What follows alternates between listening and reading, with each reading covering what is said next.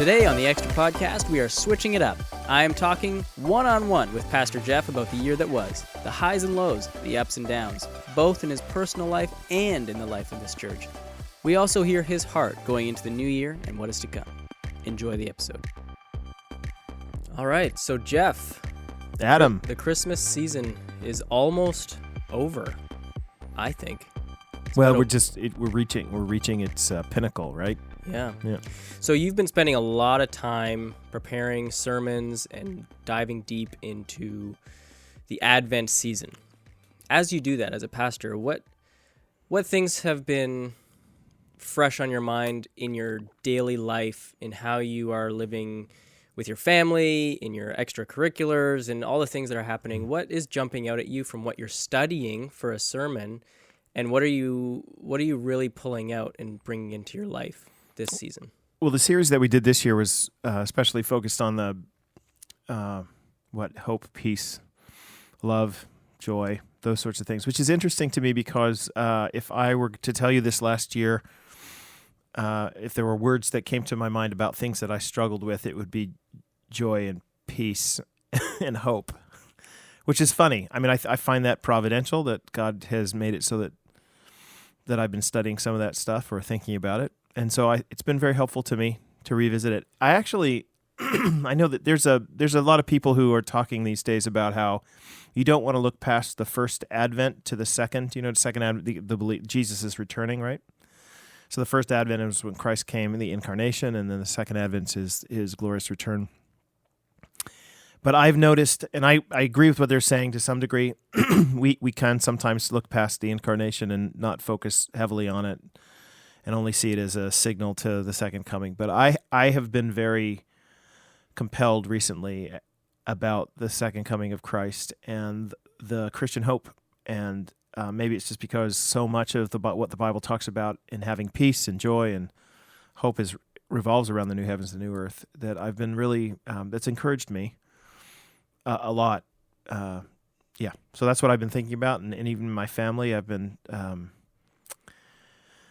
we talk about that kind of stuff a bit. You know, it's not when you're a pastor and you're just like anybody else. When you go and you do work during the day, you come home and you explain stuff to people about what you're going through. And so that's what's been happening. I've been sharing that with my kids and others. Yeah, and that's one of the questions I have when I think about that is, for someone whose daily job is studying the Bible, teaching the Bible, oftentimes in meetings with prayer and things like that, do you find... Are there challenges outside of work hours for you to have the desire, or do you have, like, how do you approach your personal faith outside of work hours? Do you, what does that look like for you? So I'm a big proponent of of integration. So when I'm using that language of integration, I'm saying that I don't necessarily believe that there needs to be a second devotional life when you're studying Scripture all the time. That Scripture actually should be devotional. So there's not quite. I would never view it as this is my work Bible study, and this is my non-work Bible study. For me, it's all non-work, and in some cases, can all be work as well. You often are thinking to yourself when you're studying something, "Oh, that's a really interesting passage or thought," and I wonder if that's something that the Lord would have me bring up later, this passage, or it might link in. You'd be shocked at how often what you're reading for your personal life ends up finding its way into, so you're reading through Matthew or something like that, and you're seeing certain trends and thoughts that are conveyed, and maybe you're doing a series in Romans, and you're starting to say, oh, that's a very similar thing, and so you end up bringing those things up in some sermons that you're doing. But I just believe in integration as a general rule for almost everything. I think I brought this up in a podcast recently, that I don't like the idea of a split between the sacred and the secular. That it seems to me that everything that you do in your life should be imbued with a sense of the divine. I know that sounds really churchy, but I mean, like, everything we do is worship to God. And there's a way for me to fold clothes that are faithful to, that with an attitude of faithfulness to my family, that's actually worship to God, and obedience to His call to be a good father. Does that make sense? Yeah. So I don't want to just not think about doing the dishes or or in my workplace or the vocation, like if I were a police officer, so there's a way to be a police officer to the glory of God. There's a way to be a firefighter to the glory of God. There's a way to be a day trader to the glory of God. And I want to incorporate the kingdom of God in all those things. I would think, even in my baseball coaching or whatever. Yeah, I mean, I actually listened to last week's podcast that I wasn't a part of. I listened to it last night, and you know what? It was somewhat of a revelation for me personally, and I found it quite enlightening and gave me. I mean, the topic was peace. It gave me a sense of peace, and almost took a weight and a burden off as a young dad of 3 young children, and like you said, laundry. Again, last night was folding laundry. It's like life is busy, sleep doesn't come easily, early mornings to try and wake up extra early for devotions, which often get disrupted by kids who choose to wake up before they're supposed to. All of these things have, in the last several years, created somewhat of that burden of like, I don't know if I have a robust faith, because it's so difficult to find the time for those quiet moments, for those deep Bible studies, and I'm not going to as many. And those are all valuable, right? Yeah, of course they are. And if we had all the time in the world, we would do that. Yeah. The problem is we don't. Right, but it's also in this season of for me personally, is feeling that connection of, like you said, that having peace with God does not depend on those things. Right. And that was sort of where that revelation came from. It was like being in a season where those things don't come easy, and yet I am still having intentional conversations with my kids at bedtime, or I am teaching them the Bible at bedtime, and these things that, because I'm not intentionally doing quiet time every morning or whatnot, does not mean I don't have peace with God. Right. And that's where it was like, oh, that's a breath of fresh air. Yeah, so as a pastor, my goal is to incorporate. And I hope people oftentimes, I've had people, my sermons tend to be very personal, and by that I mean that I incorporate lots of personal stories and other things. And there's a reason for that. One of the reasons is because I want to help keep people's attention, but also because I really do want to show how this stuff actually plays itself out in the way that I think and live. And does that make sense? Mm-hmm. And that it's not just I'm not just preparing a sermon so I can preach it and have you say it's good or bad. The act of it itself, the rhetoric or the oratory is good. What I want is for you to see that this stuff actually does affect me too, right? The hope that I preach about is hope that I want to have, and the peace that I preach about is the peace that I want to have. And I'm hopeful that during the week it's gotten inside of me to the level that I'm able to convey, how this is working out in my life, right? And I'm an interesting case in the sense that I have my own emotional, medically diagnosed emotional challenges, and so that creates a certain lens that you see some of these things like peace and joy and hope through. Yeah. So when you reflect back on the year that was, stepping away from the immediate Christmas season, but it's also a time of reflection of the year that was and looking forward to the year to come for many people. What are some of the defining moments perhaps in your own personal life or even in the life of ministry that you think are, in the past year, have been somewhat critical to life for you personally and for the life of this church? Yeah. Well, the first one that comes to mind is the departure of my dear friend Steve Weens from our staff. I think it was February that he ended up leaving, or late January. And the two of you came to the church around the same time. I hired Steve. I think a year after a few months after I become the lead pastor. Mm. He was on our elder board before that, and they lived in Abbotsford for 25 years or so. And they're doing great. They're in Vancouver now, and his wife is pastor at 10th Avenue Alliance Church, which is awesome. And Steve's involved in back in the marketplace. But that was a big shift for me. He and I'd been, really close confidants for the last number of years, and I trusted him with everything, and still count him as a great friend. so that was hard. It's hard whenever something like it happens, especially when you had, we were on the cusp of, hey, let's multiply churches. What does that look like? I don't know yet, but we'll figure it out. And I know it's going to require us to raise some money, and we know we need to build a building, and we know we need to see if we can multiply those churches by, training pastors and stuff like that. And so we were asking people to lean into that financially and with their hearts and prayers. And then all of a sudden your executive pastor goes, there's this feeling of like, whoa, okay.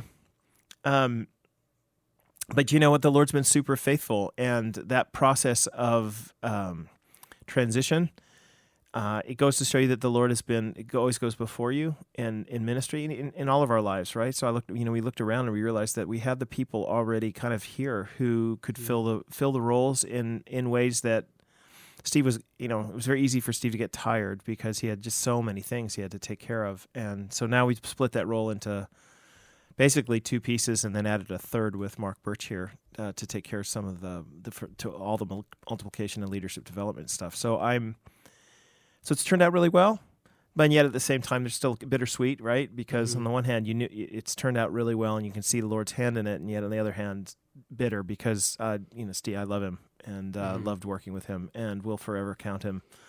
Yeah. Forever be grateful to God for his presence here. Mm-hmm. So yeah, that was hard. And then, the emotional challenges I started to face toward the summer months when I realized that I was in a place where I wasn't sure I was going to be able to continue in ministry. I know that sounds weird, but I was so tired and emotionally drawn and had suffered or struggled anyway with depression, kind of repeated depression, and didn't know what was wrong. My wife kept telling me, you should go to the doctor. And, us guys were like, whatever, doctors, what do they know? So, and then there's this attitude like, well, you just be able to toughen up and deal. I'm just tired, or when my wife was saying to me repeatedly, yeah, but you're not just tired. It's just, you get so easily down. And, which is odd. When I say odd, it's happened at several points in my life. And when it happens, you're like, yeah, it is odd. So I finally went and listened to my wife and went to the doctor and, was diagnosed with major depressive disorder, which is, that's fine. And some other stuff that they pointed out. And I've got on some medication, which I think is great. And it's helped me quite a bit. Still have to fight the fight, and there's a lovely psychiatrist that I see. And the summertime was basically filled with, though, me recovering. It's funny that sometimes people say, well, what's the best book you've read this year? Or what's the best? Honestly, I had to cut way back on the books I was reading because I just didn't have the mental framework for it. I felt, you can burden yourself. I should be reading the newest books. I should be doing these sorts of things. And so part of my Sabbath, I guess, was to say I don't need to. I'm just going to let it be. And so I'm not as up to date on all of the new books. I've read several that I think are good, but nowhere near as many as I have in the past.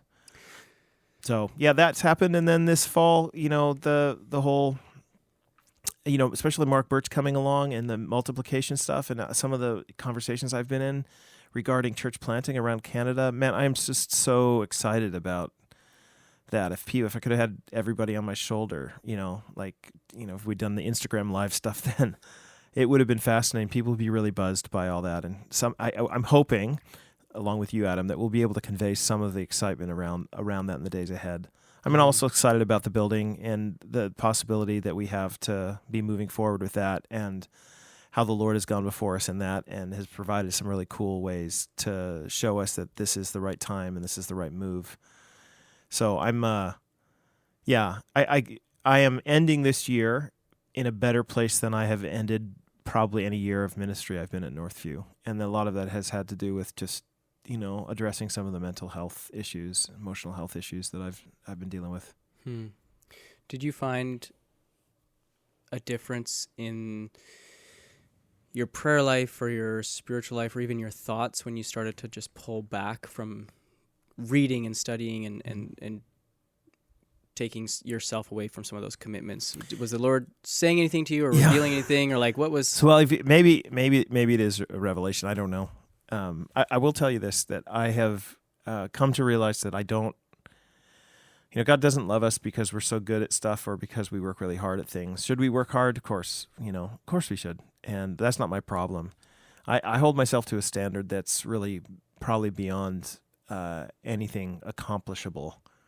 And then if I don't reach it, I beat myself up, right? Even the small things like conversations that I might have or whatever. And I walk away from them and think, well, did I say the right words? And did I help them like I should have? And and if I didn't say the right words, or a joke didn't go off the right way or whatever, I just kill myself for it and say, my goodness, you're just useless and terrible.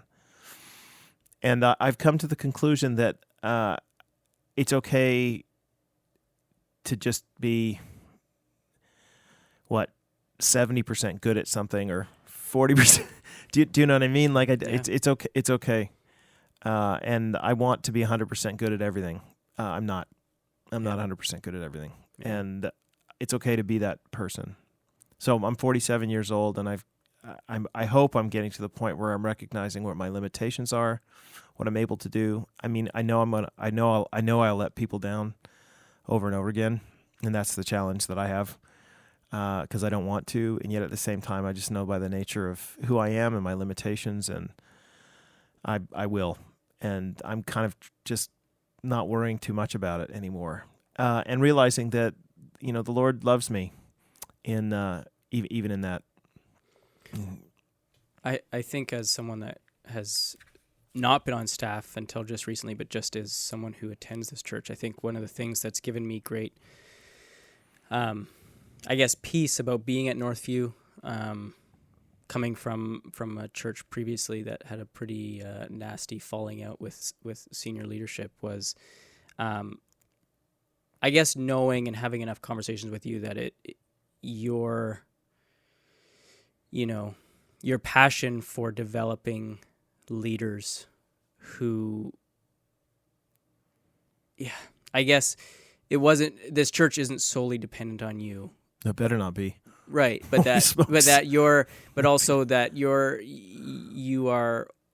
open and honest with everyone to some degree of not being perfect. And I think we're starting to see with social media and stuff, we're starting to see these celebrity pastors that their whole lives are curated and put on display, and there's starting, at least for me, to become a sense of skepticism of, there's a few,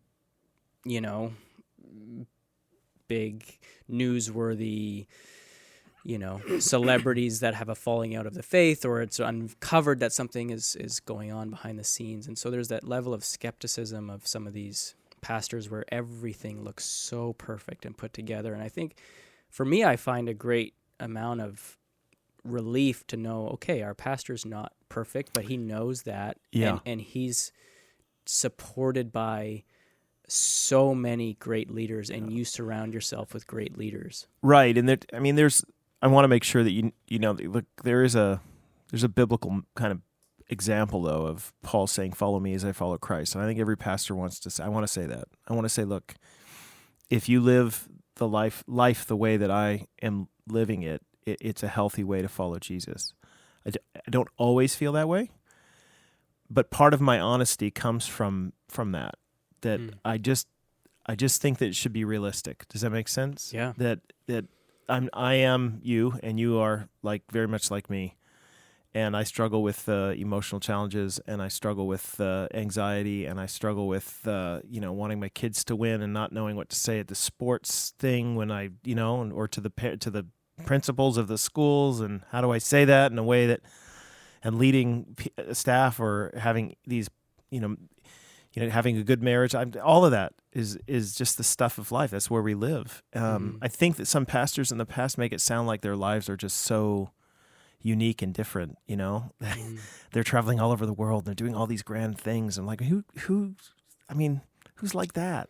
Yeah. And so as a result, I hope that people, when they come to Northview, recognize this is a place that people all different stripes and varieties can be at, because we're kind of all in this together. Yeah, something I've been pondering just the last few weeks as I, think about Christmas, think about Jesus coming to earth as a baby, being human, and what that means, and that he can relate to our sorrows or our struggles, because he lived this life fully human. I've been reflecting on that, but also what that means for our leaders as well, and the humility that is presented of when you are preaching a sermon of finding joy and having peace, but also acknowledging the fact that you don't have it perfectly figured out. Mm-mm. It, for me, as someone just sitting in the congregation and hearing that it's still a challenge for you, the pastor, gives me great peace to know It's because it's a challenge for you too. it's a challenge for me, and it's not. We're not presented with there's Jeff up there. If only I could be like him. It's saying no, he's just like me as well. It's one of the things I like about in this. One of the things I like about Northview is, I don't know of any of the pastors of this church that aren't just genuine people. I mean, they're delightful. They probably wouldn't fit very well in the culture of the church if they were too I don't want to say uppity because that sounds wrong, but you know what I mean, too distanced from people, things like that. Mm-hmm. But yeah, and there are lots of, that's the cool part about Northview, as you said before. There's lots of leaders here, and there's a lot of power that is diversified. It's not in one role, and it's widely held, and so the hope is in the days ahead the church is not open to being ruined or hurt by, one person struggling or falling on their face, which we all do. But, we want to pursue Christ. And anyway, I could talk about that for a while, but I'm meandering now. Yeah, no, I want to pick up on something you said before, and also thinking back to something you shared at the AGM. And since you shared it there, I think it's fair game. But I remember Look at you with your fair game. Yeah, I remember sitting on a bus with you 10 or 11 years ago on a staff fun day. Was it fun? It was fun. Okay. And I don't know if you were having fun. You purposely So what is a staff fun day, though, for the people who are listening? In the summertime, every year, the staff of Northview, it's planned through, I don't know, maybe the fun committee. If there's, we have a fun. I think we do have a fun committee. A fun committee. It's our version of the party planning committee. Right? Yeah. But they plan a staff fun day. It's sort of like, they break up into groups, so you're outside of your normal ministry group, so you're mingling with other pastors and other staff and getting to know people better. Team building, that kind of thing. But we've done various things. I've actually, that might be the only one I've been on, or maybe two. But I was an intern that year, so I got invited.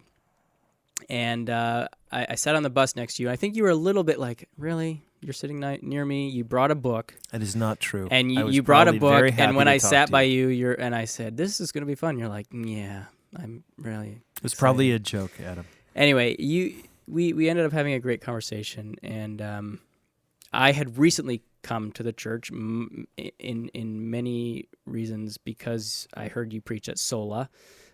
Which used to be our young adults ministry. Ago. Yes, and I've shared my story a little bit, so I don't need to go into it. But I still had hesitation about the large church. But through hearing you preach, it kind of broke down the wall of like, oh, they actually preach a really deep gospel theology at this church. That's not what I assumed happened at Northview. I thought it was a very fluffy, whatever, seeker-sensitive church. That was my naive young adult assumption.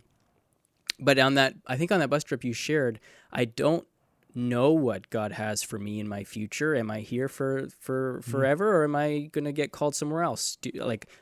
I have ambitions to, maybe I do want to write books. Maybe I do want to go on speaking tours. Maybe, I don't know what the Lord would have for me, and I don't know if that's here. And I was like, oh no. And that kind of made me nervous. But you said, but I have a track record or a history of leaving a place better than I found it, because my purpose is not to just come and preach and whatever. It's to develop leaders and to see health and to see the entire organization to thrive, and for other leaders to rise up, so that, like you said to me then, if and when it is time for me to leave, it shouldn't be something that is Yep. feared. And I don't think that's rare. But going back to the AGM, you sort of brought that up, that in this season, in this year of questioning and going through some dark moments, those thoughts started to come up. And maybe you could just share that a little bit, and then how you came out of that, and then what you announced at the AGM. Yeah. It's funny that people have said that it's an announcement that I made. I wasn't really, didn't think it was. People cheered. I know, because why wouldn't they?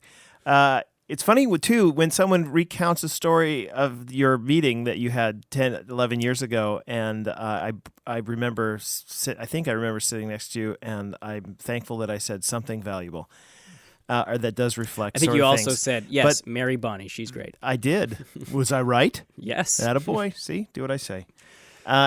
Look, what you were getting, when I came to Northview, it was supposed to be like a 3-year thing as a young adults pastor. Like, that's what the plan was, and I was going to go off and either do a PhD somewhere else or go and pastor a church, probably in the U.S. That a church that at the time reflected kind of more of my flavor and whatever. So you were getting me kind of the front end of the lead pastor thing, and you were talking to a guy in their 30s, mid-30s, who was like, "Oh my goodness, how in the world did this happen? Like, are these people crazy?" FOMO. And What's happening over there in that other city? So I said those things in terms of like my sticking around and stuff, because I really didn't know. I mean, I was like, well, my attitude when I first took the lead pastor role here was, look, if I can give 5 years to this, and the church isn't, I think I can add some value, and I think I can help the church buy into an idea that you can be both really biblically faithful and really culturally competent at the same time. And I think some churches go one way or the other, right? They just sell it. Well, I'll use the language. Sell out to the culture. They capitulate largely to the culture and try to speak the language of everybody, but don't really, like you said, get real fluffy. But then some go the other way and are like, well, we're going to defend the Bible at every turn and just make sure that we're, it's the holy huddle here. And I just think you can have both of. I still stand by the idea that you can have both of those things, cultural competence and biblical faithfulness. So I thought, well, 5 years I could add that, if we could turn the church to that direction. There were things, of course, we were doing that reflected that, and things that I didn't think we were at the time. So, okay, maybe that's my part to play here. As time went on, and as God surrounded me with people who were more capable than I am, of bringing that along, and you could just see the pastoral team building, and I started getting to the conclusion that, wow, the Lord can do some really cool things here. And then in, year 10 or 11, I was thinking, well, what now? Especially when Steve left, I was thinking, well, what now? But, the opportunities that exist here for the days ahead in terms of having an impact in Canada are pretty remarkable. And I, after having conversations with lots of people, I don't think that my ministry here is complete. And by complete, I think that the Lord has given me a work to do here that needs to be done before I would ever consider going anywhere else. And I know people have asked questions and stuff about that, because I'm not from here and, American stuff, but I just became a Canadian. In fact, my Canadian citizenship is, I just have to go to the swearing-in ceremony. So my family is all Canadian now, which of course my mother was Canadian, so she died 8 years ago. She would be thrilled, and I'm very proud of that, and I think it's awesome. And that came as a result of us saying, you know what, I think that I'm going to be here. I plan to be here for 10 or more years beyond now. Because I think that the role of planting churches, the kind of ministry that we can have going forward, the things that need to be done, even with a building, and the things that need to be done, I think, in terms of reaching out to this city and ultimately to the Fraser Valley and Lower Mainland, man, we are in such a cool spot to do that. And I really, in the deepest part of my being, believe that God has called this church to this time for this job. And I would be a fool to leave, and even if I wanted to, at this point, I wouldn't, because I really do believe that it's an act of, like, I think this is where God wants me to be. So if my opinion changed and I was like, well, I don't really, if it's hard and stuff, I still think, well, hard schmard. This is what I should be doing with my life. And, which of course means, this might be the work of my life. This might be, Northview might be the ministry of my life, which is weird, to think about, because I kind of backed into it and to think, okay, well, maybe this is the case. And of course, you always hold out. Everybody holds out. That's my intention. Everybody holds out the possibility that the Lord might do something else, and there might be need somewhere else, or the church might get sick of me, or whatever. My goal is to, however, though, is to leave Northview in a far better place than even it is today. By the time I leave, and my hope is that the people who come in after me will be able to reap the benefits of some of the seeds that were sown during this time, and that they could say, actually, the kinds of engine that they built back then is what's pushing us forward. I think I reap the benefits of Vern Heidebrecht and others who did that years ago. Yeah. So that's part of the reason I want to push for the building, and I want to push for that. I just want to set this thing up so 50 years from now, Northview Community Church is having a major impact in Canada. And imagine the kind of impact you can have if you're willing to be faithful and culturally competent for 50 more years. That's worth giving your life for. Totally. And similarly, you and I had a conversation briefly in the hallway earlier, and it reminded me again of some of those conversations I had you as a skeptical, 22-year-old of like, can Northview really be, a great church in the community? Can a large church really have such a great impact? But just hearing you even dream about what the possibilities were, or the things you were excited about, or there are challenges, but think about if we can only do this and what we can do, and there's glimpses here and there. I mean, you and I were just chatting earlier, and I'd love for just to hear you almost dream. Like, what does the dream look like for you, knowing full well we probably won't do all of these things. We probably won't do them all next year. We'll try to do some, but like, just to hear that heartbeat from you of, is the current state of Northview your dream of like, yes, we've made it, or or once we've built the building, then we're done? So, or like, what? Yeah, one of the things you need to know about me is that if it was the perfect you'd be state, gone. I would not be here. Yeah. I know that sounds weird. Some people are like, I can't wait to get this thing settled so I can sit down on the couch. It's just not me. I'm a bit of a catalyst, and so I tend to be like, I'd be here. I'm here as long as there's something valuable to give your life to see the changes happen. So there are lots of different ways. Yeah, go ahead. I was going to say one more thing. Like, I think the perception can be, in a lot of ways, and a lot of good things that have happened, is that Northview has become known around the community as a faithful Bible church, preaching the Bible, teaching the Bible, so many amazing Bible studies that are so well attended, and incredible life change happening in individuals and in families and in community groups through the teaching and learning of the Word. That's the effect of Scripture. Yes. Right? And it equips people for every good work. But yes. So what I'm getting at is we're becoming known for that, which is amazing. Our precept studies, our men's Bible studies, all of these things are creating life change in the individuals here. But the people who in our community who are not actively involved in our church and know those things, may the outward expression or what the things you might hear as well, but Northview, they don't really have much of an impact in our community. Their outreach or their local outreach, and so that's kind of what we were discussing. And I'd love for you to just share some. Well, first, I would say that I think that some of the reasons that people say that is because they don't realize that we are actively involved in the ministry of our city, or in ministries around our city, that we are not putting our names on. Yeah, totally. And so I don't want to make it sound like we're not doing anything.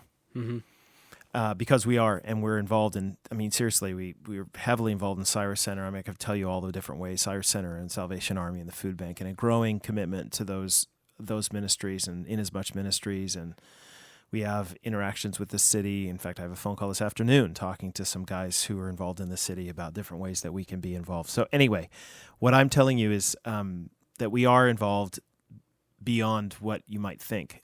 However, one of the weaknesses of a church that's our size is that you can end up sitting back on your laurels and saying, is that even a word anymore? Laurels? Is that a word that you... I'm looking over at Josh and Josh's like, what are you talking about? It's actually Yanni's. Okay, but you're sitting back... But you know what I mean? You're just like relaxing and saying, look, we're really big. Look how cool it is that we're really big. And my problem is, great, I love it. That's fantastic. I want to hear more people hear the gospel, more people grow in grace. Awesome. Want to connect people to Scripture. But I don't think that we're all that good at impacting our community through gospel proclamation, even in just places where unbelievers are or unchurched people are. And I don't think that we're all that good in serving our city. So in the days ahead, right, this next year and stuff, I mean, we've got several ideas and what things that we're going to try to pursue. We'd like to do a serve day, probably early next summer somehow. We want to get involved in partnering together with the city, figuring out some places and ways for us to serve faithfully around the city, at least on one massive day, and try to celebrate what we can do. Partner more. Ezra, I know, has been actively involved in talking more and more to the food bank and ways that we can do that. We're actually hoping to open another campus in an area of Abbotsford that's more socioeconomically, a lower socioeconomically area. So that we're hoping will open up some doors for ministry to some of the poor people in our community who can't drive up or wouldn't drive up to where we are now.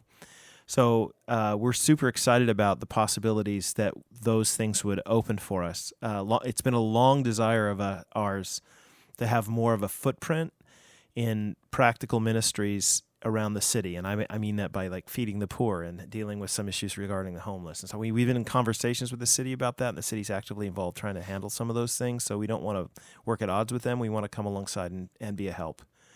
So it feels very much to me like in the next stage of Northview's life, we are going to have more of a footprint in our community and more of a focus along those lines. So I'm that is something I'm really, really excited about. But the church planting stuff too is a huge deal, right? I mean, that's our goal is actually to see churches planted and campuses come up all over the region that are doing the kind of ministry we're doing. But that kind of ministry needs to be holistic, right? It's not just the proclamation of the gospel; it's also the practical good works of going out into the community, both as a formal church, right? So Northview's doing this, but also the people in the church going out, and which is probably, to me, the bigger thing.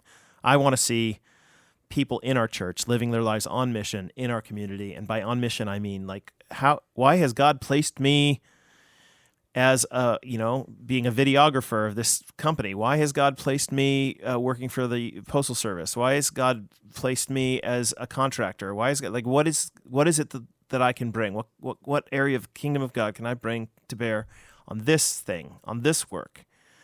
And so hopefully in the days ahead, we're able to train more people to think that way and to focus that way. We would love our community groups to be more focused outwardly in that regard, adopting different things around the community, right? Like, maybe your community group's got a special interest in a particular school. And so you just adopt that school, you adopt them. Do you understand what I mean? Like, you go and you pray for them, and you maybe connect with them and say, is there a way for us to serve the teachers here? Or is there a way for us to, help out? I know you guys sometimes might need people who are out on the playground during things so the teacher can have a break, whatever, stuff like that.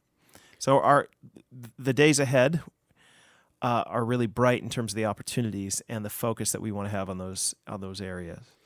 Now, as a church, we have ministries and events all through the week and different things that are going on.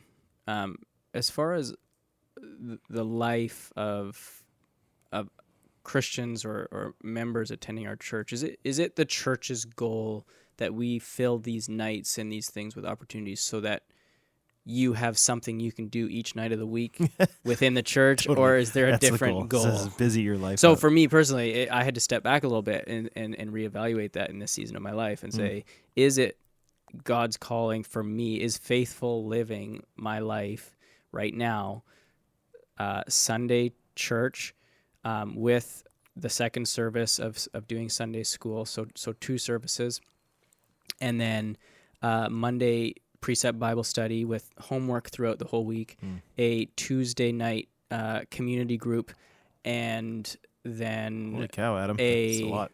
And then at one point, I had to drop this 2 years ago or 3 years ago, being a high school youth leader on Thursday. Totally. Yep. It's just like there's so many things that we can do. And then this past year, I had to step back and be like, I really think this is just too much. So our goal is that we believe you should come to church. We believe you should be involved serving somewhere, and by somewhere, I don't mean just within the walls of Northview. I mean, like if part of that would be serving in our community somewhere. Taking the kingdom of God with you to bear on your baseball team, or do you know what I mean? Like, I'm going to be assistant coach of a baseball team. There you go. That's your service. That's what you're doing right now. Well, you might also do Sunday school. You might also do, worship leading. You might also do, there's all sorts of stuff that you can do within the church and outside. There's all sorts of needs in the world, right? That's what disciples do, though, is they serve. So Sunday services or Saturday or Sunday services, the serving in the community or serving in our community, meaning the church, and then finally some sort of community group. And by that, it can be formal, it can be informal. It's a place, a community group's a place where you get to talk about Jesus with other friends. So they're kind of intentional spiritual friendships. So if you're doing that in a setting where you get together with informally, where you get together with 3 couples because it works for you guys, your kids like to play together, and you sit around a meal and you talk about the sermon, cool. Like, you don't need to be in a formal community group, but the formal community groups are super helpful because they kind of schedule it for you. Yeah. Do you know what I mean? Well, and by community groups, I don't mean just our community group program. Like Precepts would be something like that, or the women's ministry, the men's ministry. You don't need to do all of it. Mm-hmm. So, a community group for me several years ago, Bonnie and I mean, at that season in our lives, we joined a community group. And it was great. It was the formal sort of discuss the sermon questions and pray together and share a meal once in a while. It was a traditional sort of community group. And it worked really great for a season. And those are some of our closest friends and will be for many years to come. Really created a community that we have in our church. And it's a great way to get connected, meet people, be surrounded by other Christians. And then for us, we found, you know what? I think we're in a season where we can move on. Well, you've got 3 little ones, and so the challenge that you would have is ultimately like it became chaos. How do we for all of us? We all had kids growing at the same age. There's ways to do that now. Like you guys, there's ways to have community. The point of a community group is community. Yeah. Right. The reason that you get together in a community group is so that you can have Christian friends, and deliberately so that it's not just a place. Hey, I've got Christian friends. We go out to a beer and we sit here and we don't talk about Jesus ever. Community groups force you to talk about Jesus because they ask you questions, but you don't need to have the formal community group to do that. Right. Like, honestly, I would love it if the people in our church ended up saying, you know what, I've got 2 friends from church. We're going to get together. And when we get together, I'm just going to bring up, hey, the sermon, what did you think of that point? Or it's cool. You disagree? Cool. Argue it. If you don't disagree, if you thought, no, that was a really important thing, then talk about how that can apply. Do you see what I'm saying? Yeah. Well, I was researching a few churches a little while ago for something else, and I came across on their website, their community groups were on very openly advertised, each group, and they were organized and presented by the interest that they rallied around. So, do you like knitting? Well, there's a community group where they get together and knit. And that would be mine. There's a board game one. There's a soccer one, and they're intentional community groups that and there's an aspect to a knitting group, for example. I'm sorry, my mind is just swirling with New Zealanders used to make that joke. Oh, it's in a knitting circle. That's like a boring thing, the knitting circle. But anyway, you have the knitting circle community group. The point of those churches that do that is saying, listen, this knitting circle community group is also going to have an outreach element in their prayer ministry we're going to try to bring the gospel to the other knitters in our town, similarly to the baseball, whatever. And so, it's that's part of that paradigm. We don't do that, But it is very possible for you to get together with friends and to, talk about the sermon and do a Bible study, have a meal together, and if you're there because you're baseball people, and talk about how the people in the baseball team are doing, and maybe pray for them. That doesn't need to be formalized, is my point. The community is community. Like, the groups are just a formal way to help you do it. Some people are able to do that with, the 3 or 4. They get together with 3 or 4 couples individually and stuff. But the goal is to be intentionally spiritual about it. Coming to a close here, what are you most excited about for this next year? Oh, man. What I'm probably most excited about is the partnership that we are developing between other churches, like-minded churches across Canada, to start what we call a residency program to train church planners. So we are on the cusp of doing something really cool in Canada by emulating some systems and programs that we've had something really close to do with other places in the States. We are going to be hosting a conference next fall.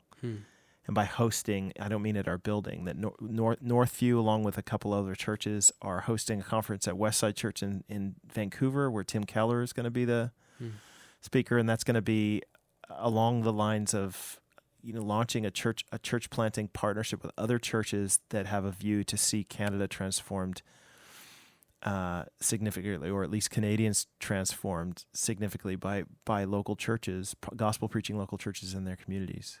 So I can't, I start getting like all itchy when I think about how cool this is going to be and how excited I can be. And I pray the Lord's blessing. He's led us this far, and I just pray the Lord's blessing on it as we go forward. That's great. Now we need a building too. Yeah. So we're gonna have to talk about the building and stuff. But I am actually excited about as well. I know I'm not supposed to like building projects. I don't like them in the practicality of it, but I really am excited for what this is. The doors that are open, and that the Lord has presented to us, and that how this is going to set this church up for the years to come. Because we are the beneficiaries. Sorry, you let me do a little plug, but we are the beneficiaries of the vision people had 30 years ago to build a building. We're sitting in portions of the building, every day that are there because people said, we should do this and see if we can build something that is going to establish this church for lots and lots of years to come. And that's what I'm excited about, being part of that, and giving a gift to the people who follow after us. To say that this is something that we believed in and we funded, and Abbotsford's going to be hopefully helped, and the gospel is going to be preached here for long after we're gone because of it. That's great. Now, for those of us who are listening on our Christmas holidays, or are looking for a nice book to read, or TV show to watch, or movie to watch, what's something that you think everyone needs to enjoy? Does it have to be Christmas? No, not Christmas themed. Okay, no. So the best book I read this year was called Confronting Christianity by Rebecca McLaughlin.